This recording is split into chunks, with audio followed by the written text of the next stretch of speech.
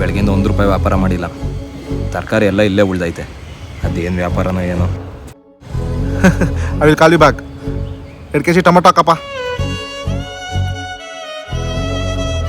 ಎಷ್ಟಾಯ್ತು ಸರ್ 50 ರೂಪಾಯಿ. ಏನು 50 ರೂಪಾಯಿನಾ? ಅಲ್ಲಿರೋನೆ 30 ರೂಪಾಯಿ ಮಾರ್ತಾವನೆ. ಬೇಡ, ಅಲ್ಲೇ ತಗೊಂಡಿ ಬಿಡು ನಾನು. Sir sir sir sir sir ಏಯ್, ಎಷ್ಟು ಗೊತ್ತಾಯ್ತು ಪ್ರೈಸು? ಎಷ್ಟು ಸರ್? 10,000 ರೂಪಾಯಿ. ಸರ್ ಒಂದು 3,000 ರೂಪಾಯಿ ತೊಗೊಂಡಿರ್ತೀರಲ್ಲ, ಚೌಕಾಸಿ ಮಾಡಿ.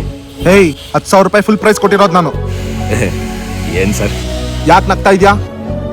ಅಲ್ಲ ಸರ್, 50 ರೂಪಾಯಿ ತರಕಾರಿನ ಚೌಕಾಸಿ ಮಾಡಿ 30 ರೂಪಾಯಿ ತೊಗೊಂಡ್ರಿ.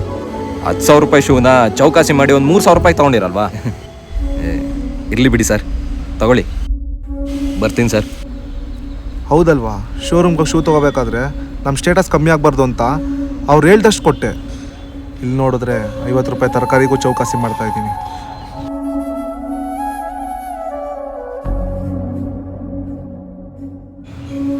ಇನ್ಮೇಲೆ ಎಲ್ಲಿ ಚೌಕಾಸಿ ಮಾಡಬೇಕೋ ಅಲ್ಲೇ ಮಾಡ್ತೀನಿ.